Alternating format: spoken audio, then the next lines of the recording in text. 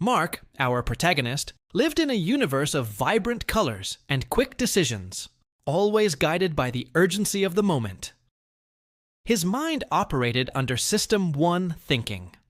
Fast, intuitive, and dangerously prone to biases. In the beginning, his life was promising.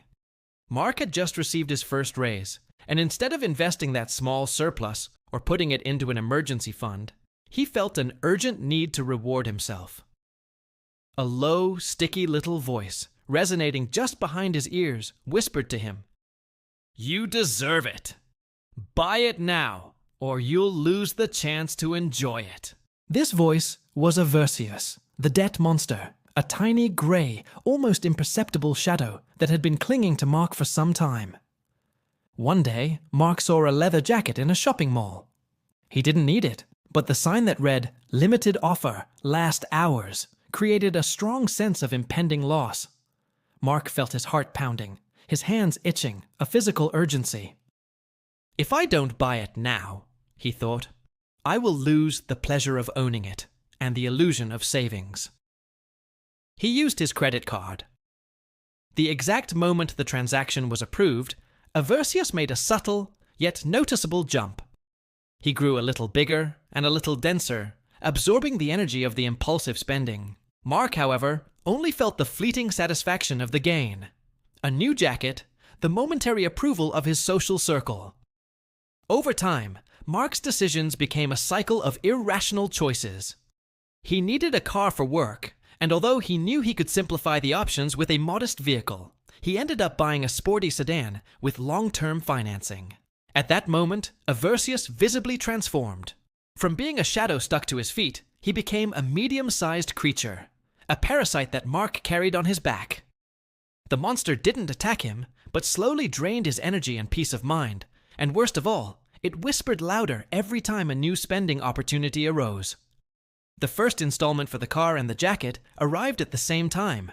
The pain of the financial loss, the real money leaving his account, was much more intense than the fleeting pleasure he felt when buying the items. Every payment was a sting. Mark looked at his hands and noticed they were trembling slightly when checking the bank balance. This trembling was the physical manifestation of his increasing emotional anxiety. But when he sat down to budget, Aversius used the framing effect to his advantage. Don't worry about this small payment. Focus on the gain of having a normal social life with your new car. Mark, exhausted by emotional control, simplified the decision and used that easy heuristic, avoiding the pain of facing reality. Meanwhile, in the stock market, the strong hands, professional traders, were watching closely. They weren't guessing the future. They were exploiting the lack of preparation and the emotional limitations of people like Mark. Professionals knew that small investors, driven by fear and greed, would panic at the ZAP, high probability zones. When the price dropped a little, bear trap, Mark, feeling the aversion to the pain of loss, sold his few shares to limit the damage, right when the strong hands were buying at wholesale prices. One day, reality hit. An unforeseen expense, a leak in his apartment, left Mark without capital. He felt the ceiling falling on him. Aversius, now human-sized, had transformed into a constant weight. Mark realized that he was dependent on his salary, active income, as his sole source of income. Selling his limited time was not enough to feed the unlimited monster. But the change began with a simple act: the decision to apply emotional intelligence and discipline. Mark stopped focusing on product features and started focusing on value and asset creation. He began to study and build a small, multiple, variable, and passive income system, SIMVP. In a moment of dramatic confrontation, Mark faced Aversius. The monster yelled at him, "If you invest in yourself or assets now, you'll lose this money." Mark felt a final sting of fear, but he remembered the principle. The pain of loss is a manipulative illusion. Therefore, he did not back down.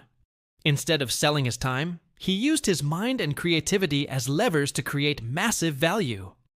In the end, Mark did not defeat the monster in an epic battle, but he shrunk it. Every disciplined action, automatic saving, investing in his knowledge, creating his system, caused Aversius to shrink. It was no longer about guessing the future, but about acting with discipline and consistency to exploit his own probabilistic advantage. The debt monster, once a giant and feared shadow, became a weak, almost inaudible whisper that Mark no longer heard. Mark had become free, not with more money, but with a mindset of abundance and the firmness of structure and system.